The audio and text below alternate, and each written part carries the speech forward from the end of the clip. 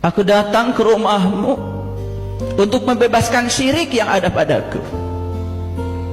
Datang ke rumah Allah bukan hanya melihat rumahnya, tapi kita harus bertemu dengan yang punya rumah. Li'ila fi Quraisy ila fihim rihlatas sita'i was-saif falyabudu rabb hadzal bait. Jangan sembah rumahnya, jangan sembah rumahnya, kata Allah. Sembah yang punya rumah. Kalau ngerti saja, ngerti yang kita ucapkan, bergetar jiwa kita, bergetar seluruh sel dalam tubuh kita. Ternyata pergi ke Baitullah itu tugasnya cuma satu, agar kita bisa bertemu dengan yang punya rumah. Makanya di Quran dikatakan, fa idza qadaitum manasikakum fazkurullah ka zikrikum abakum. Apabila kamu telah menyelesaikan hajimu, ingatlah Allah seperti kau mengingat bapakmu. Ingat itu ada syaratnya, hadir. Syarat sahnya ingat, harus tahu yang diingat. Dan kita tidak mungkin bisa mengingat sesuatu kalau kita tidak tahu. Maka kenali dia. Kita akan ingat sepanjang ruang dan waktu. Itu yang dikatakan dengan Ahlul Bait. Karena ingat itu bukan sebutan, ingat itu tidak sibuk, bukan menyebut. Ingat itu di dalam.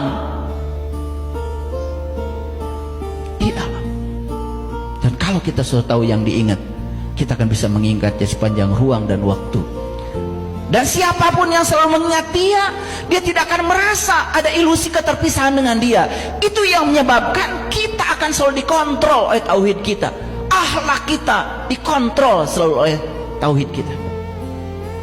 Tidak mungkin kita bisa berbohong lagi pada siapapun.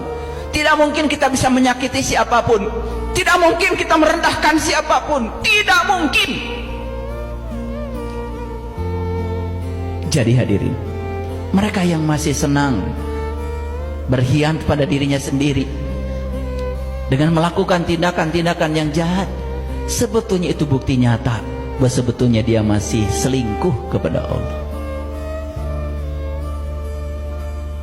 Itu sebabnya kita harus menembus sempadan langit dan bumi. Kita tembus kesadaran materi kita, yuk kita lampaui.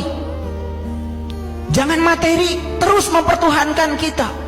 Kita diberi uang, diberi harta oleh Allah, itu jalan kita untuk pulang kepada Allah, bukan jadi penjara bagi kita sendiri. Harta yang akan dibawa pada saat kalian pulang nanti, semua yang kalian bagikan, semua yang kalian gunakan untuk membahagiakan orang, bukan yang kalian kumpulkan. Bukan. Lampaui itu. Begitu kita melampaui kesadaran materi, masuk kesadaran energi, terus ke sana sampai puncaknya kita menemukan kesadaran Ibrahim. Inni wajjahtu wajhiya lilladzi fataras samawati wal ard. Apa yang kalian lakukan ketika sholat? Hanya mengatakan kalimat itu, tetapi tidak merasakan kalimat itu. Bohong besar. Harusnya pada saat mengatakan ini wajahtu, aku hadapkan wajahku kepada zat yang telah menciptakan langit dan bumi. Harusnya wajahmu berhadapan dengan wajahnya. Harusnya seperti itu. Bergetar sholatmu. Kita hanya di mulut saja. Ini wajahtu wajhialilladzi fataras samawati wal ard. Kita tidak merasakan pengalaman apa-apa ketika sholat itu. Kenapa? Kita tidak tahu siapa sesungguhnya yang kita sembah itu. Makanya Ibrahim sebelum mengatakan kalimat itu, beliau mencari dulu siapa jati diriku, siapa Tuhanku. Bertemu bintang, bertemu bulan, bertemu matahari. Jelas bukan bintang yang biasa, jelas bukan bulan yang biasa, jelas bukan matahari yang biasa. Itu bintang yang ruhani, itu bulan yang ruhani, itu matahari yang ruhani. Makanya Allah berfirman dalam Quran surat Ar-Rahman, Rabbul Masyriqain wa Rabbul Maghribain. Aku telah menciptakan dua matahari, wahai hamba-hambaku. Dua matahari. Yang satu terbit dari timur, yang satu terbit dari barat.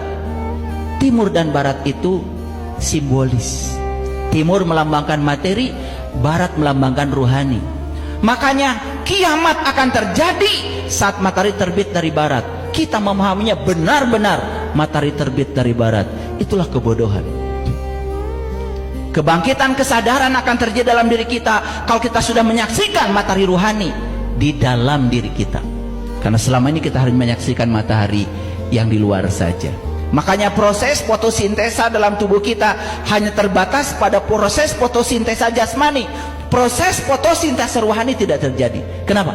Mataharinya belum kita temukan.